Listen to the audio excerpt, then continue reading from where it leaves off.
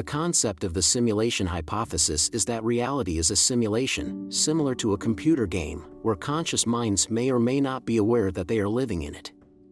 This differs from virtual reality, which is easy to discern from reality. The line between simulated reality and true reality is blurry, which has sparked debates ranging from philosophical discussions to practical applications in computing. The hypothesis has been popularized by Nick Bostrom and has philosophical and scientific roots dating back to ancient times. Many works of science fiction and technological forecasts predict that future generations will have access to immense computing power, making it possible to run simulations of their forebears or people similar to them.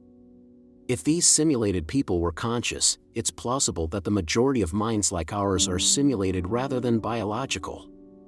There is much disagreement over the validity of the hypothesis, with some calling it pseudoscience and others viewing it as a philosophical and existential inquiry. Nick Bostrom's simulation argument explores the possibility that our reality is a simulation, and presents three statements that are likely to be true. The first statement suggests that it is improbable for human or comparable civilizations to achieve technological maturity capable of producing simulated realities. The second statement proposes that if such civilizations were to reach this technological status, they are unlikely to produce a significant number of simulated realities due to ethical concerns and computational limitations. The third statement concludes that entities with our general set of experiences are probably living in a simulation, and we will not be able to differentiate between reality and simulation. Bostrom argues that the possibility of living in a simulation rests on the assumptions that highly advanced technology can represent the populated surface of the Earth without digital physics, and the qualia of a simulated consciousness is equivalent to that of a naturally occurring human consciousness. Although it is not impossible to determine whether we are living in a simulation, any evidence would significantly alter the probability of its existence. Bostrom's argument explores the possibility that humans are living in a simulation, using anthropic reasoning to suggest that if almost all people live in simulations, it is likely that humans are also living in one.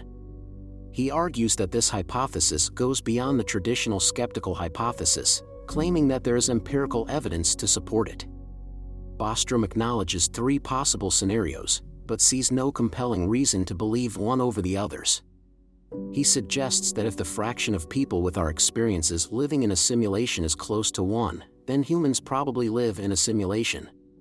Critics argue that sims may not have conscious experiences like unsimulated humans, or that humans can intuitively distinguish between being a human and a sim. Dainton modifies Bostrom's trilemma by substituting neural ancestor simulations for ancestor simulations, suggesting that all schools of thought agree that high-tech neural simulations would be indistinguishable from reality. Bostrom concludes that either humans are currently living in a simulation or that our descendants will never run an ancestor simulation. Physicist Frank Wilczek challenges the simulation argument, contending that the laws of the universe possess concealed intricacies that serve no purpose and are limited by time and space. Furthermore, he considers the question of the nature of the underlying reality in which this universe is simulated an embarrassing one. Some scholars agree with the first or second proposition of Bostrom's trilemma rather than the argument that humans live in a simulation. Physicist Paul Davies employs this trilemma to question the existence of a near-infinite multiverse. However, others dispute the possibility of a high-fidelity ancestor simulation due to the absence of evidence of such technology. Physicist Marcelo Gleiser argues that it is unreasonable for post-humans to run simulated universes. Moreover, philosopher Preston Green suggests that it may be best for us not to discover if we are living in a simulation to avoid ending the simulation. Adam's concept in The Hitchhiker's Guide to the Galaxy resonates with Green's idea that discovering the meaning of life could spawn even more inexplicable complexities. The theme of the story revolves around the simulation hypothesis in the context of philosophy of mind and physics. David Chalmers argued that simulated beings may question whether their mental lives are controlled by the physics in their simulated environment, but their mental lives are actually simulated separately and are not affected by the simulated physics. This challenges the traditional notion of Cartesian dualism and opens up new possibilities for philosophical views on personal identity and qualia. computationalism theory suggests that cognition is a form of computation and can be simulated to generate artificial consciousness or cognition. However, the relationship between cognition and phenomenal qualia of consciousness remains disputed. If consciousness cannot be simulated in a computer, the simulation hypothesis may be undermined, but the skeptical hypothesis of vat brains may still hold. Some theorists propose that consciousness is computation and can be simulated through Platonism and mathematical realism. The view of the universe as the ebb and flow of information suggests that the universe is either a quantum computer or is being simulated by a distinct system. Physicists Silas R. Bean, Zara Davuti, and Martin J. Savage proposed a method to test the simulation hypothesis in 2012. The theory suggests that, due to limited computational resources, the universe could be simulated by dividing spacetime into discrete points. This could lead to observable effects, such as an anisotropy in the distribution of ultra-high-energy cosmic rays.